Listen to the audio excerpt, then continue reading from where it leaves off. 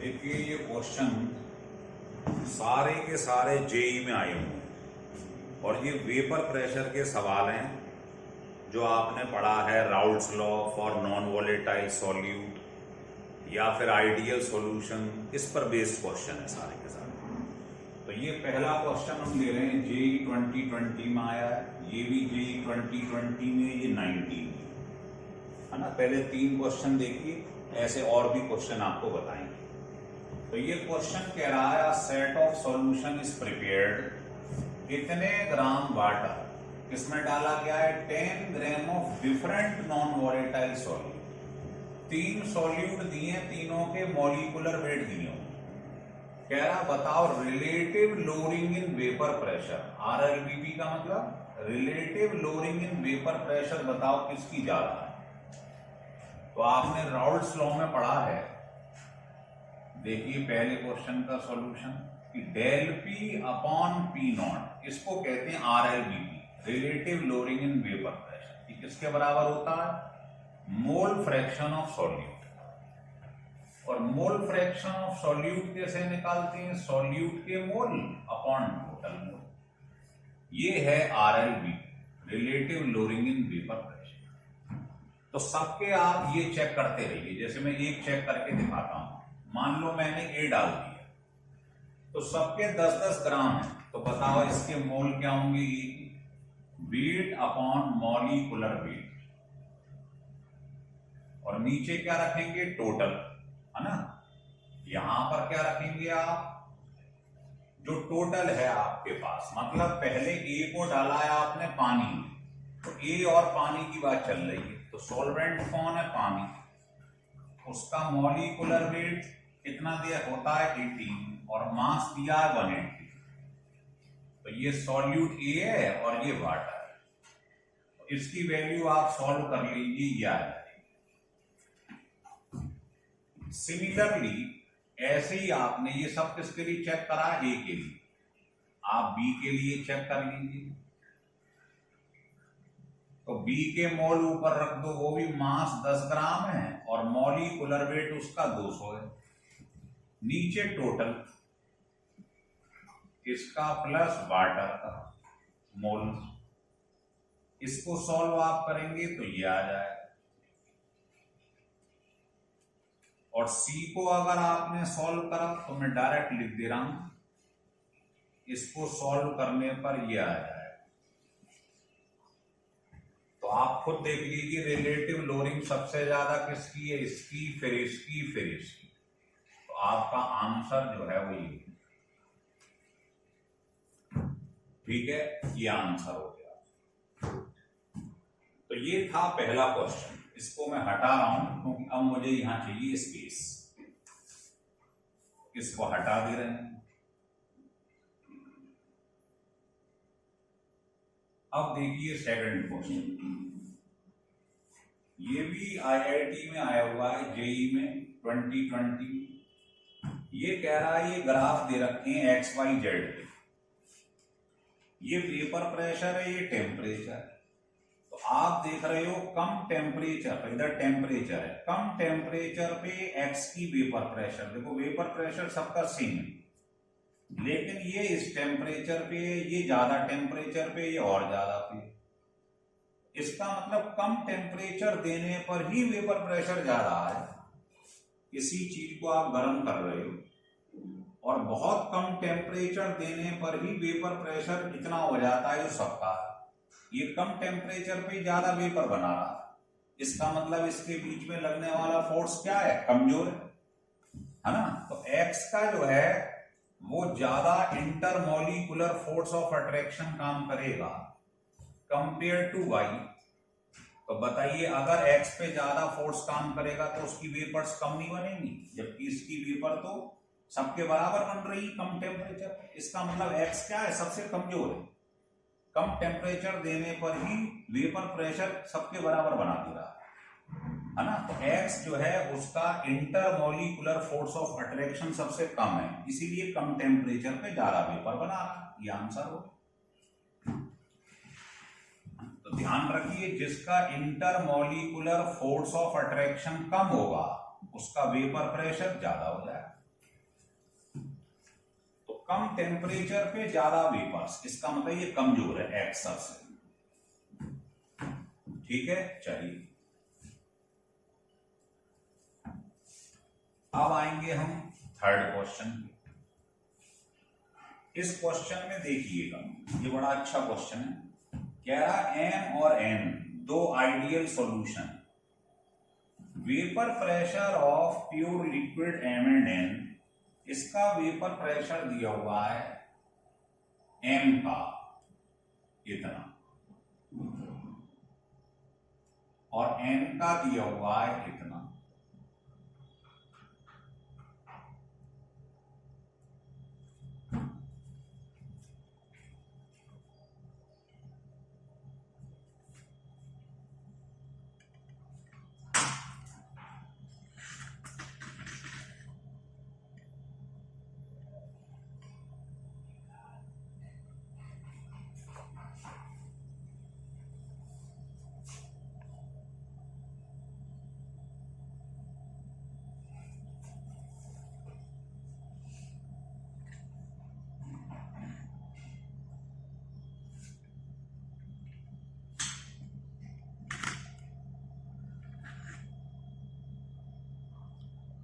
देखिए थोड़ा सा वो वीडियो ब्लर हो रहा था इसलिए सही करा मैंने।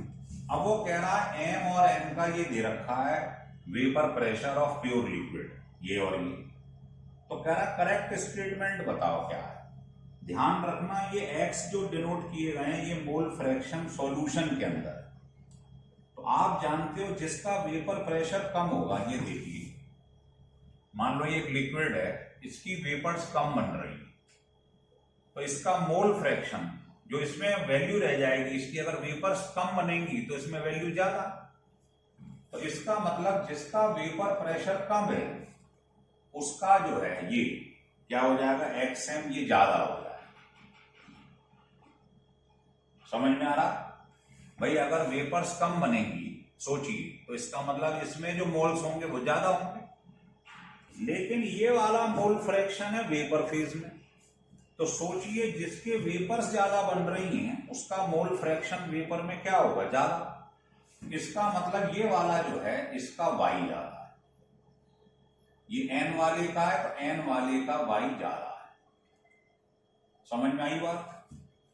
देखो इन दोनों में जिसका प्रेशर ज्यादा है, वेपर प्रेशर ज्यादा होगा, इसका मतलब उसके मोल्स जो है मोल फ्रैक्शन वेपर फेज में क्या होगा, ज्यादा। वेपर प्रेशर ज्यादा तो वेपर फेज में मोल फ्रैक्शन ज्यादा।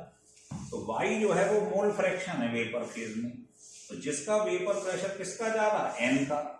एन का वेपर प्रेशर ज्यादा है, इसका मतलब वेपर फेज में मोल फ्रैक्शन भी उसका ज्यादा है ना। तो आप कह सकते हैं एक्सएम जो है ना, वो किसका ज्यादा है, कम वाले है ना, एक्सएम।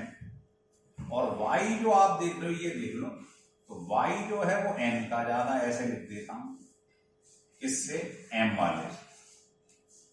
और एक्स के केस में उल्टा है क्योंकि वो लिक्विड के अंदर है मोल फ्रैक्शन, तो इसका मतलब एक्स में एम वाले का ज्यादा होगा, एक दूसरे के उल्टाएंगे। ठीक है, अब क्या करो, इनका मल्टीप्लाई कर दो। तो मल्टीप्लाई कर दोगे तो क्या आ जाएगा, सोचिए ये आ जाएगा। तो हमें ऑप्शन इस टाइप के दिए, तो क्या करेंगे आप, एक्सएम क्रॉस मल्टीप्लाई से एक्सएन इधर ले आओ, वाई एम इधर ले जाओ वाई एम, ये आपका आंसर हो जाएगा। फिर समझ लो एक बार, देखो ये दोनों मोल फ्रैक्शन समझो, ये मोल फ्रैक्शन है सॉल्यूशन के अंदर, ये है वेपर फेज में। जिसका वेपर प्रेशर ज्यादा होगा इसका मतलब उसकी वेपर्स ज्यादा बन रही है, वेपर्स ज्यादा है तो वेपर्स के अंदर मोल्स ज्यादा है।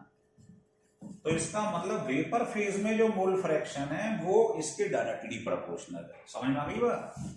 तो जो वेपर प्रेशर है वो डायरेक्टली प्रोपोर्शनल है इसके जो वेपर फेज में मोल फ्रैक्शन है वाई। और अगर वेपर में ज्यादा वेपर्स ज्यादा बन रही है इसका मतलब लिक्विड के इसके सॉल्यूशन के अंदर मोल्स क्या है, कम है, इसके लिए उल्टा। आगे बात समझ में, ये लिखा गया बस, लिख लीजिए।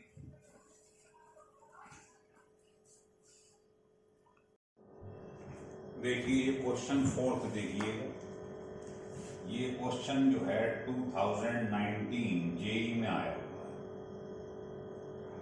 है, ये भी 2019 जेई का है और ये भी 2019 जेई। तीनों क्वेश्चनों को देख लीजिए ढंग से। देखिए क्वेश्चन नंबर 4, 3 बता चुका हूं मैं, फोर्थ क्वेश्चन कह रहा है vapour pressure of pure liquid A and B, है ना। जब ये बोले ए एंड बी दोनों को मिक्स कर दिया है तो ये समझो ये आइडियल सॉल्यूशन की बात कर रहा है। दो वॉलेटाइल सॉल्यूशन में यही लगता है, दोनों का वेपर प्रेशर दिया है, इसका मतलब दोनों की वेपर्स बन रही है ना। तो ये आपसे कह रहा है कि मोल फ्रैक्शन जो है वो दिया हुआ है बी का, और आप सब जानते हैं कि मोल फ्रैक्शन का जो सम होता है वो 1 होता है। ये दिया है 0.5, तो इसका निकाल लेंगे, ये भी क्या आ जाएगा 0.5। अब कह रहा है ये तो सम ऑफ द प्रेशर बताइए कितना होगा, टोटल प्रेशर बताना है कितना होगा। तो टोटल प्रेशर आइडियल का फार्मूला सब जानते हैं, ये लगा दी, आइडियल में यही लगता है ना इक्वेशन। ये कितना दिया है PA 400, मोल फ्रैक्शन कितना है 0.5, दूसरा दिया है 600, ये भी 0.5। तो इसको सॉल्व कर लीजिए तो ये 500 मिलीमीटर आंसर आ जाएगा टोटल वेपर प्रेशर। टोटल आ गया है ना ये। चलो अब इसके बाद कह रहा है कि इसमें बताइए the vapour pressure of the final volume निकालिए। अब कह रहा है मोल फ्रैक्शन बताइए वेपर फेज में कितना होगा ए और बी का। तो आप बताइए एक्स डैश की, एक्स का मतलब होता है mole fraction in liquid phase, ये है वेपर फेज। इसका फार्मूला क्या होता है, ए का partial pressure upon total vapour pressure. Vapour phase में कभी भी मोल फ्रैक्शन निकालना हो तो जिसका निकालना है उसका ऊपर पार्शियल प्रेशर, नीचे टोटल। तो आपको PA एक्स से मालूम, ये वैल्यू रखो, और टोटल कितना निकाल लिया है आपने 500, है ना। तो ये आ गया 200 अपॉन इतना, तो 0.4 आ गया। तो जब ये 0.4 आएगा तो आप जानते हैं ये मोल फ्रैक्शन का सम, चाहे लिक्विड फेज में हो चाहे वेपर में, सम 1 होता। तो जब ये 0.4 आ रहा है तो ये 0.6 हो जाएगा, नहीं हो जाएगा। तो आंसर ये वाला आपका ठीक है, ये सही कर लेना। पहले 0.5 लिख दिया था मैंने, ये इसका आंसर ठीक है। समझ में आ गया तो ध्यान रख लो, कोई भी आइडियल सॉल्यूशन आ जाए क्वेश्चन, ये इक्वेशन लगाइए जो आपको सिखाई गई है, और वेपर फेज में मोल फ्रैक्शन पूछ ले तो उसका फार्मूला ये होता है पार्शियल प्रेशर अपॉन टोटल। हो गया क्लियर। अब क्वेश्चन देखेंगे हम 5th। देखिए स्टिल करके बार बार देखो, IIT का क्वेश्चन ऐसा नहीं होता है कि आप समझे आसानी से हो सॉल्व, कॉन्सेप्ट जरूर छुपा हुआ हो। अब कह रहा है ए और बी आइडियल सॉल्यूशन बना रहे हैं, और मुझको ए का ये दे रखा है 40%, मतलब 0.4 मोल फ्रैक्शन दिया है। तो कह रहा है वेपर फेज में मोल फ्रैक्शन बताओ। तो बहुत आसान है, बताइए ए का वेपर फेज में मोल फ्रैक्शन क्या होगा। अभी बताया था आपको, ये किसमें मोल फ्रैक्शन है, लिक्विड फेज में, डैश वाला वेपर फेज। ये फार्मूला लगा दो। और PT कैसे निकालते हैं वो भी हम आपको बता चुके हैं, टोटल कैसे निकालते हैं।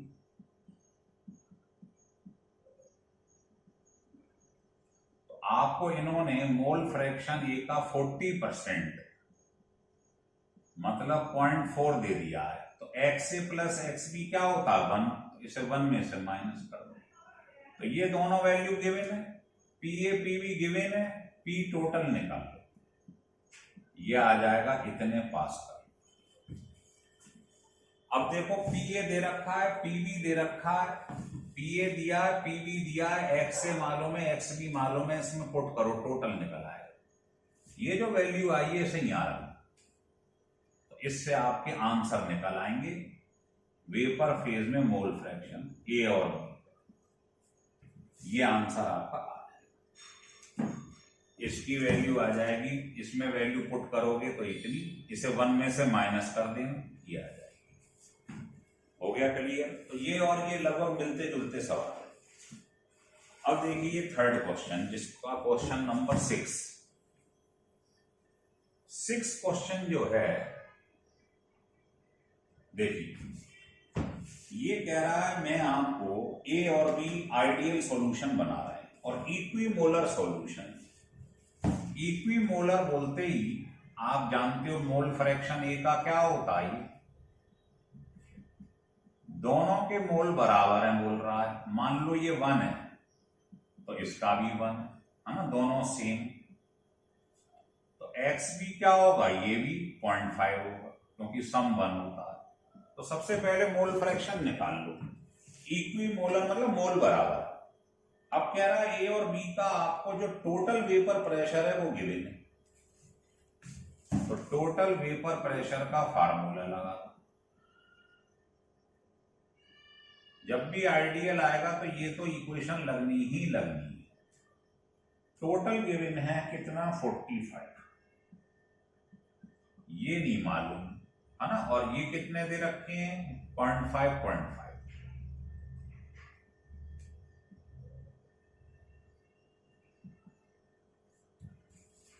ये कह रहा है ए और बी का टोटल वेपर प्रेशर इतना, ठीक है। तो ये फर्स्ट इक्वेशन मेरे पास बन के तैयार हो गई, ये वाली 0.5 मतलब 1/2 उधर ले जाओ, ये नंबर 1 इक्वेशन। और मुझे अलग से दिया हुआ है पीए 20 टोर है, तो यहां पीए की वैल्यू 20 दी हुई है, तो यहां से आप 70 टोर पीवी निकाल, और पीए तो मालूम ही था 20, तो पीए पीवी मालूम पड़ गए। अब वो कह रहा है बताइए एक नया सॉल्यूशन लिया जिसमें ए और बी का मोल फ्रैक्शन एक्स ए और एक्स बी है और टोटल वेपर प्रेशर इतना है, तो एक्स ए अपॉन एक्स बी निकाल के दिखाओ। फिर से ये इक्वेशन लगा दो बेटा, फिर से ये इक्वेशन लगा दो। तो टोटल वेपर प्रेशर अब इतना दिया हुआ है, पीए पीवी तुम्हें मालूम पड़ गए,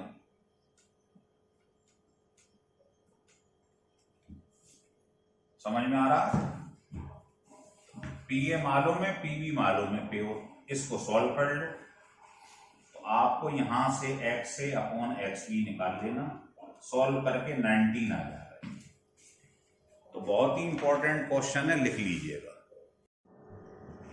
देखिए 7th क्वेश्चन, 6 क्वेश्चन तो हम सॉल्व कर चुके हैं, तो 7th क्वेश्चन का सॉल्यूशन देखिए। कभी भी वेपर प्रेशर का सवाल आ जाए, वेपर प्रेशर का मोलरिटी के संग, तो वेपर प्रेशर का मोलरिटी के संग सवाल आए तो कैसे करना है वो सुन लीजिए। ये फार्मूला आप जानते हैं, relative lowering in vapour pressure equal to mole fraction of solute, पहले से लगा, इससे x निकल आएगा।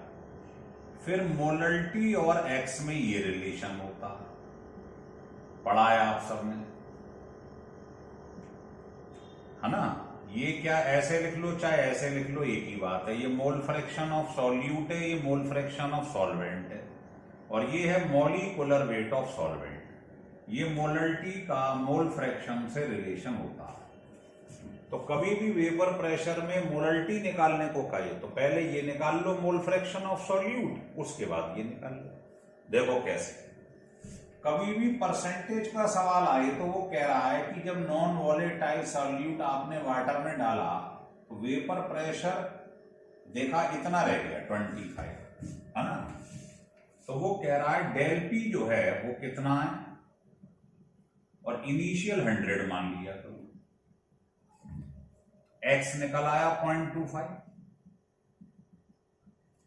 और आप जानते हैं small x plus capital x 1 होता है, तो कैपिटल एक्स कितना आ गया 0.75, इसमें रख दो। तो मोलरिटी होता है small x upon capital x, और molecular weight of solvent, solvent कौन है वाटर, इसको सॉल्व कर लो आंसर आ जाएगा। तो पहले इसे लगाओ फिर इसे लगाओ। दूसरे सवाल में भी देखो बिल्कुल वैसे ही है, मोलरिटी निकालनी है। बस आपको ये ध्यान रखना पड़ेगा कि 100 डिग्री सेंटीग्रेड या इतने केल्विन पे, यहां लिख देता हूं 100 डिग्री सेंटीग्रेड या इतने केल्विन पर पी नॉट हमेशा ध्यान रखना इतने मिलीमीटर ऑफ मरकरी होता है, ये देगा नहीं, आपको याद रखना है। और बाद में कह रहा पार्टिकल डाल देने पर इतना हो गया सॉल्यूशन का, ये प्योर था, बाद में पार्टिकल डालने पर ये हो गया। तो बताओ लोरिंग कितनी हो गई, P not minus P S. तो यहां पर 760 रख दो, यहां 750। बताओ एक्स आ गया निकल के, और जैसे ही एक्स आए उसे यहां रख दो, मोलरिटी आ जाएगी। कितना आ गया 1/76, नीचे 1 में से माइनस कर दो, ये मोलरिटी निकल आई। हो गया क्लियर? तो ये ध्यान रखना है कि इतने केल्विन पर या 100 डिग्री सेंटीग्रेड पे पी नॉट ये होता है, ये याद रखिए, ये गिवन है। फार्मूले में लगाओ, एक्स निकाल लो, एक्स निकाल के इस फार्मूले में रख दो, मोलरिटी निकल आएगी। हो रहा है क्लियर?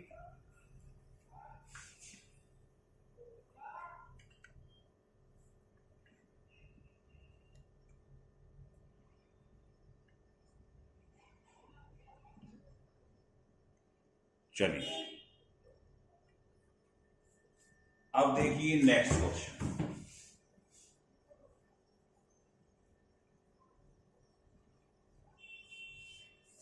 अब क्वेश्चन नंबर 9 देखिए, ये कह रहा है ए और बी आइडियल सॉल्यूशन बना रहे हैं। तो आइडियल की इक्वेशन तो आप जानते हैं, पी टोटल क्या होता है,